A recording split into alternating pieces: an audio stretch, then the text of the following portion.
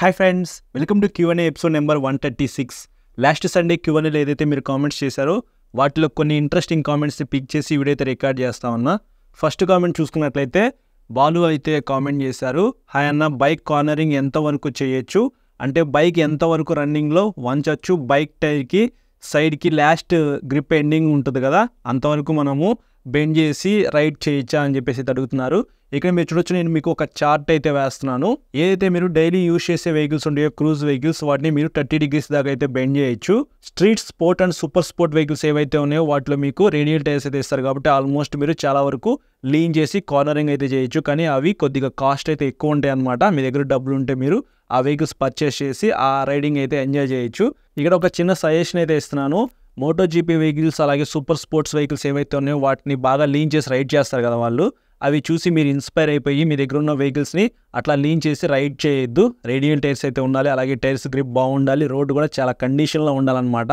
కొన్ని చోట్ల ఇసుకుందనుకోండి ఈజీగా స్కిడ్ అయిపోయింది.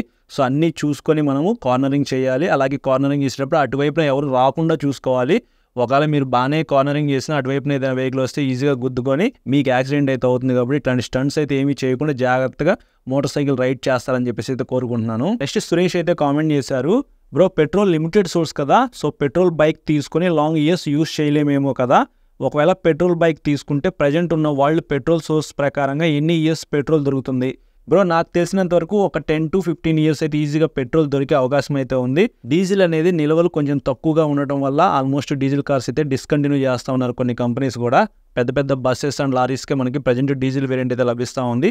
ఫ్యూచర్లో అవి కూడా డిస్కంటిన్యూ అవ్వే అవకాశం అయితే ఉందన్నమాట. ఫ్యూచర్ అంతా ఎలక్ట్రికే కాబట్టి పెట్రోల్ కూడా కొన్ని సంవత్సరాల తర్వాత దొరక్కపోవచ్చు. కానీ ఒక 15 years దాకా అయితే ఏ ప్రాబ్లం అయితే ఏం లేదు. చాలామంది కూడా ఎలక్ట్రిక్ వెహికల్స్ అయితే పర్చేస్ చేస్తూ ఉన్నారు. ఫ్యూచర్ అంతా ఎలక్ట్రిక్ వెహికలే. ఈ మధ్య బజాజ్ వాళ్ళు సిఎన్జితో ఒక మోటార్ సైకిల్ అయితే తయారు చేసి ఒక సంచలనం అయితే సృష్టించారనమాట.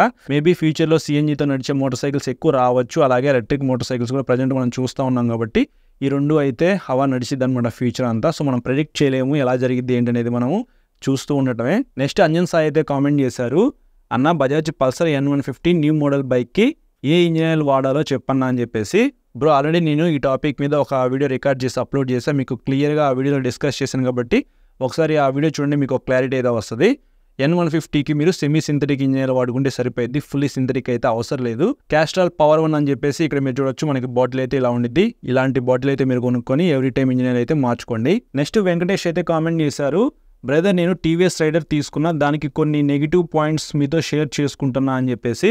బ్రో ఇది జాగ్రత్తగా వినండి, ఎవరైతే టీవీఎస్ రైడర్ వాడుతున్నారో వాళ్ళకి ఇది ఖచ్చితంగా హెల్ప్ అవుతుంది అనమాట. అతను ఆల్రెడీ వాడుతున్నాడు కాబట్టి యూజర్ ఎక్స్పీరియన్స్ అయితే షేర్ చేసుకున్నాడు. సో మీ అందరికీ ఉపయోగపడిద్ది అని చెప్పేసి ఈ కామెంట్ అయితే పిక్ చేశా. బైక్ గ్రౌండ్ క్లియరెన్స్ సరిగ్గా లేదు, స్పీడ్ బ్రేకర్స్ వద్ద చాలాసార్లు తగులుతుంది అని చెప్పేసి. మనకి టీవీఎస్ రైడర్ 125లో 180 mm గ్రౌండ్ క్లియరెన్స్ అయితే ఇచ్చారు. బ్యాక్ సైడ్ సస్పెన్షన్ అయితే కొంచెం స్మూత్ అయితే ఉండేది. సింగిల్గా వెళ్ళినప్పుడు ప్రాబ్లం అయితే ఏమీ ఉండదు. మీరు ఒకవేళ వెనకాల పర్సన్ ఎవరైనా పిలియన్ రైడర్గా ఎక్కించుకొని వెళ్ళారనుకోండి, స్పీడ్ బ్రేకర్స్ దగ్గర కింద స్టాండ్ అయితే తగిలిద్ది. సో అదొకటి నేను రైడ్ చేసినప్పుడు అబ్జర్వ్ చేశాను. గ్రౌండ్ క్లియరెన్స్ ఎక్కువ ఉంది కాబట్టి ప్రాబ్లం అయితే ఏం లేదు, కానీ స్మూత్గా ఉంది కాబట్టి సస్పెన్షన్ కొంచెం కిందకి అయితే దిగిపోయింది అనమాట. వెనకాల ఎవరైనా ఎక్కినప్పుడు అప్పుడైతే ఖచ్చితంగా తగిలిద్ది. అది కొద్దిగా చూసుకొని అయితే మీరు రైడ్ చేయండి, రైడర్ వాడుతున్న వాళ్ళు ఎవరైతే ఉంటారో. నేను బైక్ రోజు ఒక 100 kilometers దూరం డ్రైవ్ చేస్తాను, షోల్డర్ పెయిన్ వచ్చినట్టుగా అనిపిస్తుంది అని చెప్పేసి. సో మీకు కొంచెం లీన్ అయితే ఉండిద్ది, నేను ఆల్రెడీ వీడియోలో డిస్కస్ చేశాను. మీకు ఇట్లా రిలాక్స్డ్గా అయితే ఉండదు, కొంచెం లీన్ అయితే ఉండిద్ది. డైలీ 100 kilometers తిరుగుదాము అంటే మాత్రం మీకు అంతగా సెట్ అవ్వదు. ఈ అబ్బాయి చెప్తున్న దాని ప్రకారంగా షోల్డర్ పెయిన్ వస్తుంది అంటున్నాడు కాబట్టి మీకు కూడా వచ్చే అవకాశం అయితే ఉంది. కాలేజీకి వెళ్ళొస్తాను, లేకపోతే సిటీలో అక్కడక్కడ తిరుగుతాను, సరదాగా నాకు ఒక వెహికల్ కావాలి, లైట్ వెయిట్ ఉండాలి, మంచి మైలేజ్ కావాలి అని అనుకుంటే మీరు రైడర్ 125 తీసుకోవచ్చు. రేర్లో మడ్ గార్డ్ ఇవ్వలేదు, దానివల్ల మోనోషాక్ డ్యామేజ్ అవుతుందని చెప్పేసి. మట్టి వల్ల మనకి ఏదైతే మోనోషాక్ ఉందో అది పాడవుతుందంట. బ్యాక్ సైడ్ మనకి మడ్ గార్డ్ అయితే ఏమీ ఉండదు కదా టైర్ పైన. సో వానాకాలంలో ఆ మట్టి ఏదైతే ఉందో ఆ మడ్ గార్డ్ మీద పడి కొద్దిగా చూస్తానికి హాట్గా అయితే ఉండిద్ది. సో అది ఒకసారి జాగ్రత్తగా మీరు వానాకాలంలో రైడ్ చేసేటప్పుడు చూసుకోండి. ఒకవేళ మట్టి పడితే మాత్రం వాటర్తో క్లీన్ చేసేసుకోండి ఎప్పటికప్పుడు. అదొకటి ప్రాబ్లం అయితే నోటీస్ చేశాడంట. తర్వాత పెట్రోల్ ట్యాంక్ పైన మనము బియ్యం అయితే పెట్టుకుని వెళ్తాం కదా. సో ఎవరైనా ఇంట్లో సరుకులు తీసుకురావాలన్నా సరే, బియ్యం బస్తా తీసుకురావాలన్నా సరే, ఆ ఫ్యూల్ ట్యాంక్ మీద పెట్టుకుని వెళ్తున్నప్పుడు ఏదో ఒక ప్రాబ్లం అయితే వస్తుంది, అంత కన్వీనియంట్గా ఉండదని చెప్పేసి ఒక ప్రాబ్లం అయితే చెప్తా ఉన్నాడు. సో మీరు ఈ వెహికల్ ఎందుకు కొంటున్నాము, ఈ పర్పస్ మీద యూజ్ చేసుకుందాం అని చెప్పేసి కొనుక్కోవచ్చా లేదా అని చెప్పేసి మీకు ఒక క్లారిటీ అయితే ఉండాలన్నమాట మోటార్ సైకిల్ కొనే ముందు. సో అది మీకు ఫైబర్ ఫ్యూయల్ ట్యాంకే, అది కొద్దిగా హైట్ అయితే ఉండిద్ది. సో మీకు అది ఇట్లాంటి పనులకి సెట్ అవ్వదు అనమాట. మీకు స్ప్లెండర్ ప్లస్ కానీ ప్లాటినా 100 కానీ ఇట్లాంటి వెహికల్స్ అయితే మీకు కొంచెం ఫ్లాట్ అయితే ఉంటాయి. అది కూడా మెటల్ ఫ్యూయల్ ట్యాంక్ అయితే ఉంటుంది కాబట్టి వాటి మీద ఇట్లాంటి పనులు అయితే మీరు చేసుకోవచ్చు. సో కొనుక్కునేటప్పుడే మీరు ఆలోచించుకోవాలి. బైక్ సైడ్ ప్రాపర్గా ప్లాస్టిక్ ఏవైతే ఉందో అది ఫిట్ అవ్వలేదని చెప్పేసి ఒక ప్రాబ్లం అయితే నోటీస్ చేశాడు. ఫ్యూయల్ ట్యాంక్ దగ్గర మనకి కింద నుంచి రైడర్ ఫుట్ రెస్ట్ దాకా ఒక పెద్ద ప్లాస్టిక్ ప్యానల్ అయితే వస్తుంది. అది కొద్దిగా సౌండ్ అయితే వస్తుందని చెప్పేసి చెప్తా ఉన్నాడు. మేబీ రావచ్చు బ్రో, అది ఫిట్టింగ్ సరిగా లేకపోతే కొద్దిగా సౌండ్ అయితే వస్తుంది. అది మనం టైట్ చేసుకుంటే సరిపోయింది. సో ఇట్లా కొన్ని ప్రాబ్లమ్స్ అయితే ఉన్నాయంట రైడర్ 125. సో మీ అందరికీ ఎవరైనా రైడర్ 125 కొనుక్కోవాలి అని అనుకుంటే ఈ ప్రాబ్లమ్స్ కొద్దిగా జాగ్రత్తగా చూసుకొని మీకు ఓకే అనుకుంటే కొనుక్కోండి, లేకపోతే ఆ వెహికల్ని స్కిప్ చేసేయండి. నెక్స్ట్ లోహిత్ అయితే కామెంట్ చేశారు, హాయ్ అన్న, N160 versus MT15 which one is better? Bro మీకు N160 అనేది చాలా బాగుండిద్ది, అలాగే MT15 కూడా బాగానే ఉండిద్ది. రెండు కూడా మీకు 40-45 కిలోమీటర్స్ మధ్యలో మైలేజ్ అయితే ఇస్తుంది. కానీ N160లో మీకు ఎయిర్ కూల్డ్ ఇంజిన్ అయితే ఇచ్చారు. అదే MT15లో చూసుకున్నట్టయితే లిక్విడ్ కూల్డ్ ఇంజిన్ అనమాట. మీరు లాంగ్ వెళ్ళడానికి కూడా చాలా బాగుండేది MT15 అనేది N160తో కంపేర్ చేస్తే. కానీ మీకు MT15 అనేది సింగిల్గా వెళ్ళడానికి బాగుండిద్ది, స్టైలిష్ లుక్స్లో అయితే ఉండిద్ది. పిలియన్ రైడర్కి అంత కంఫర్ట్ అయితే ఉండదు. కాబట్టి నేను కాలేజ్కి వెళ్ళి వస్తాను, సిటీలో తిరుగుతాను, నాకు మంచి ఇంజిన్ ఉండాలి, మంచి లుక్స్ ఉండాలి అని అనుకుంటే మాత్రం MT15 తీసుకోండి. కొంచెం పవర్ఫుల్ వెహికల్ అనమాట.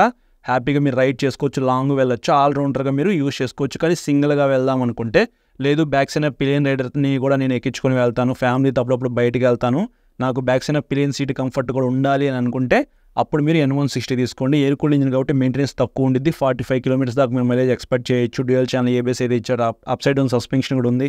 అది కూడా మంచి వెహికలే, బెస్ట్ అని చెప్తారు. రెండు బెస్ట్ బ్రో, మీ ప్రియారిటీని బట్టి ఒకటి చూస్ చేసుకోండి. నెక్స్ట్ విష్ణు అయితే కామెంట్ చేశారు, hi bro, bike front wheel and back వీల్కి ఎయిర్ ప్రెషర్ ఎంత వాడాలో చెప్పండి అని చెప్పేసి. Bro it depends on weight bro, మీరు వాడే విధానాన్ని బట్టి, మీరు వాడే ప్లేస్ని బట్టి టైర్ ప్రెషర్ ఎంత ఉండాలి అనే దాని గురించి మనం డిసైడ్ అవ్వాలన్నమాట. మీరు ఏ వెహికల్ అయినా యూజ్ చేసుకోండి. ఫ్రంట్ మాత్రం 25 to 30 అయితే మీరు పెట్టుకోండి, బ్యాక్ సైడ్ మాత్రం 30 నుంచి 35 అయితే పెట్టుకోవచ్చు. ఇక్కడ ఒక చార్ట్ అయితే పెడుతున్నాను, దాని ప్రకారంగా మీరు టైర్ సైజ్ చూసుకొని ఫీల్ చేసుకోండి ఎయిర్ అయితే. నెక్స్ట్ కేశవ అయితే కామెంట్ చేశారు, బ్రో బైక్కి టిపికల్గా మనం చేసుకోవాల్సిన మెయింటెనెన్స్ అండ్ ఏం అబ్జర్వ్ చేయాలో చెప్పు, సో దట్ సర్వీస్కి ఊరికే ఇవ్వకుండా అండ్ బైక్ లైఫ్ కూడా బాగుంటుంది అని చెప్పేసి. బైక్ మెయింటెనెన్స్ అంటే ఏమీ లేదు బ్రో, సింపుల్. మీరు ఏ వెహికల్ అయినా సరే కొత్త వెహికల్ పర్చేస్ చేశారనుకోండి, దానికి టైం టు టైం అనేది సర్వీసింగ్ చేయించండి.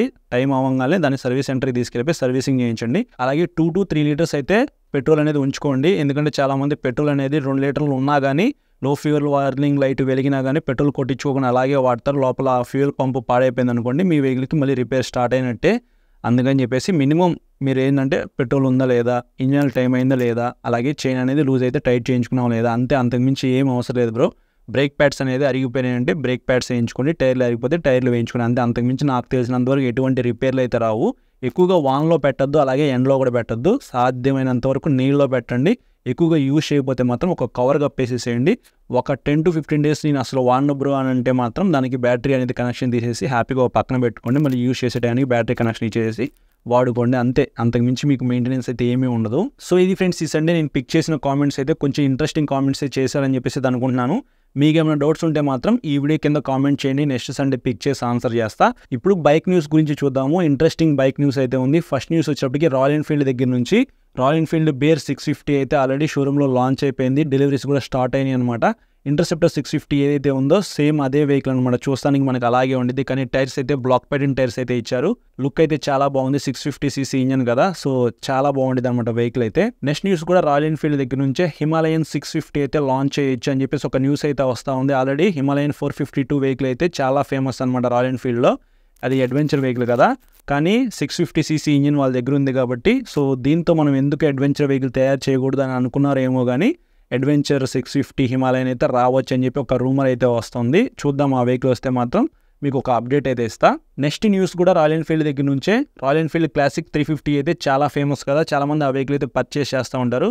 వాళ్ళ దగ్గర బాగా ఫేమస్ అయిన 650cc ఇంజిన్ ఉంది కదా, అదే ఇంజిన్ తీసుకొచ్చి దీంట్లో పెడితే మనకి సేల్స్ అయితే బాగా పెరుగుతాయి అని చెప్పి అనుకున్నారేమో. రాయల్ ఎన్ఫీల్డ్ క్లాసిక్ 650 కూడా అతి త్వరలో రావచ్చు అని చెప్పేసి ఒక న్యూస్ అయితే వస్తూ ఉంది. నెక్స్ట్ న్యూస్ కూడా రాయల్ ఎన్ఫీల్డ్ దగ్గర నుంచే. రాయల్ ఎన్ఫీల్డ్ క్లాసిక్ 350 చాలా ఫేమస్ అని ఇందాకే చెప్పాను కదా, సో దాన్ని బాబర్ స్టైల్లో లాంచ్ అయిపోతూ ఉన్నారు. సో ఒక న్యూస్ అయితే ఉందన్నమాట, రాయల్ ఎన్ఫీల్డ్ క్లాసిక్ 350 బాబర్ అని చెప్పేసి ఇంకొక వెహికల్ అయితే రావచ్చు. సో వాళ్ళ దగ్గర ఉన్న వెహికల్స్ ఏవైతే ఉన్నాయో అవన్నీ కూడా 350cc అలాగే 650ccలో తయారు చేద్దామని చెప్పేసి రాయల్ ఎన్ఫీల్డ్ అయితే ఫిక్స్ అయినట్టుగా మనకు అనిపిస్తూ ఉంది. నెక్స్ట్ న్యూస్ వచ్చేటప్పటికి హోండా దగ్గర నుంచి హోండా యాక్టివా ఈవీ అయితే నవంబర్ 27న లాంచ్ చేయబోతా ఉన్నారు. ఎవరైనా హోండాలో ఒక ఎలక్ట్రిక్ వెహికల్ పర్చేస్ చేద్దాం అనుకుంటే కొంచెం వెయిట్ చేయండి. అఫీషియల్గా 27న లాంచ్ అవుతుంది కాబట్టి లాంచ్ అయిన తర్వాత మనకి ప్రైస్ డీటెయిల్స్ అలాగే దాని స్పెసిఫికేషన్స్ మనకి తెలుస్తాయి కాబట్టి అప్పుడు నేను మీకు ఒకసారి అప్డేట్ ఇస్తాను. ఫైనల్గా కేటీఎం దగ్గర నుంచి చాలా న్యూస్ అయితే ఉంది. చాలా వెహికల్స్ అయితే లాంచ్ చేసింది అనమాట నవంబర్ 14న. ఫస్ట్ న్యూస్ వచ్చేప్పటికి కేటీఎం సూపర్ డ్యూక్ 1390R ఆ వెహికల్ అయితే లాంచ్ చేసింది. కేటీఎం వెహికల్స్ అన్నిటికీ బిగ్ డాడీ అని చెప్పుకోవచ్చు. లుక్ అయితే నెక్స్ట్ లెవెల్ అయితే ఉంది. నెక్స్ట్ కేటీఎం డ్యూక్ 890R అయితే లాంచ్ చేశారు. పాత డ్యూక్ 390 ఏదైతే ఉందో సేమ్ అదే హెడ్లైట్ తో లభిస్తూ ఉంది. ఫ్రంట్ 2 డిస్క్ బ్రేక్లు అయితే ఉన్నాయి. అలాగే మనకి కొంచెం పెద్ద ఇంజను. సో చూస్తానికి మాత్రం వెహికల్ అయితే చాలా బాగుంది. కొంచెం ప్రైస్ అయితే ఎక్కువ పెట్టేసేసారు. అలాగే కేటీఎం 890Rలో అడ్వెంచర్ కూడా లాంచ్ చేశారనమాట. సో మీకు నార్మల్ నెకిడ్ వెహికల్ అలాగే అడ్వెంచర్ వెహికల్ కూడా లాంచ్ చేశారు. కేటీఎం అడ్వెంచర్ 890R అని చెప్పేసి. సో ఆ వెహికల్ కావాలన్నా సరే మీరు పర్చేస్ చేయొచ్చు. ప్రజెంట్ మనకి ఇండియాలో ఈ వెహికల్ అయితే లభిస్తూ ఉంది. లేదు నాకు కేటీఎంలో కొద్దిగా పెద్ద అడ్వెంచర్ వెహికల్ కావాలి అనుకుంటే కేటీఎం అడ్వెంచర్ 1290S అని చెప్పేసి ఒక వెహికల్ అయితే లాంచ్ చేసింది. ప్రైస్ అయితే కొంచెం ఎక్కువే పెట్టేసేసారు. ఆ వెహికల్ మీ దగ్గర ఉంటే ఎలాంటి రోడ్స్కైనా సరే ఆల్ ఓవర్ వరల్డ్లో మీరు తిరగచ్చు అనమాట. ఇవే కాదు ఎండూరో మోటార్ సైకిల్స్ కూడా లాంచ్ చేసింది.